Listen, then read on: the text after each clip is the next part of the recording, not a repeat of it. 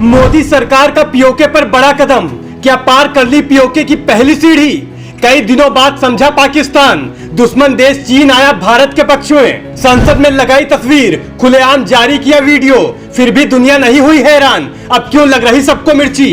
RSS के अखंड भारत के सपने को मोदी करेंगे साकार, हर भारतीय को समझना होगा। क्या मोदी सरकार ने पीओके के बजाय सीधा रावलपिंडी लाहौर तक का प्लान तैयार कर लिया है?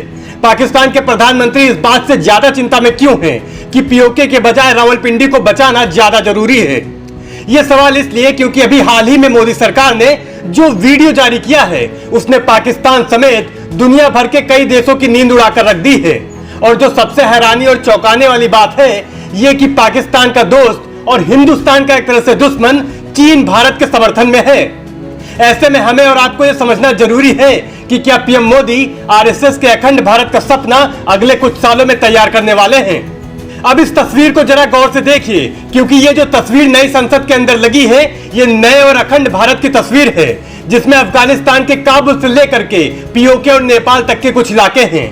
आप जब इस तस्वीर को जब ध्यान से देखेंगे तो सबसे ऊपर आपको तक्षशिला दिखाई देगा, जो कि प्रसिद्ध विश्वविद्यालय हुआ करता था, और ये तक्षशिला आजकल पाकिस्तान के रावलपिंडी में है।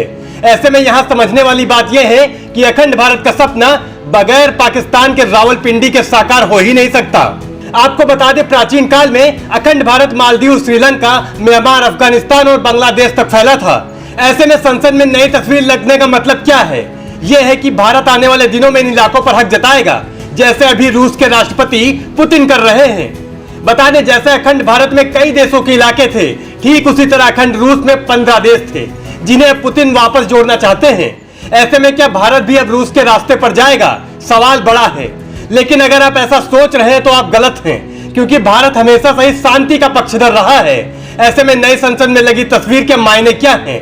सरकार ये कह सकती है कि पुराने समय में अखंड भारत कैसा था ये दिखाने के लिए हमने तस्वीर लगाई है, लेकिन सरकार कुछ भी कहे, चीन और पाकिस्तान ये बात जानते हैं कि इस तस्वीर का सच इतना ही नहीं है जितना बताया जा रहा है।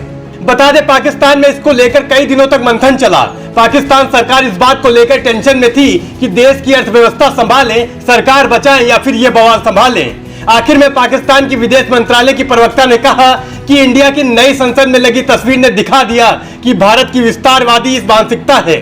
उन्होंने कहा, भारत से आग्रह करते हैं कि शांतिपूर्ण तरीके से अपने पड़ोसियों से विवाद निपटाए। वहीं नेपाल के पूर्व पीएम तो अभी से ये कहने लगे हैं कि भारत ने जो किया वो ठीक नहीं है। वैसे नेपाल को इस नक्शे से कोई खास दिक्कत नहीं होनी चाहिए और ना ही पाकिस्तान को होनी चाहिए। शायद इसलिए चीन सरकार का मुखपत्र ग्लोबल टाइम्स लिखता है कि भारत का नया संसद भवन नया प्रतीक बनेगा। भारत गुलामी की सारी निशानियां मिटा रहा है और उसके विकास में हम उसके साथ हैं।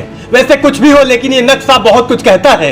अब सवाल ये उठता है कि क्या आरएसएस के अखंड भारत को पीएम मोदी साकार करने वाले हैं? आपको क्या लगता है? हमें कमेंट बॉक्स करके जरूर बताइएगा। और अगर वीडियो पसंद आया हो तो वीडियो को लाइक, शेयर और चैनल को सब्सक्राइब करना ना भूलिएगा।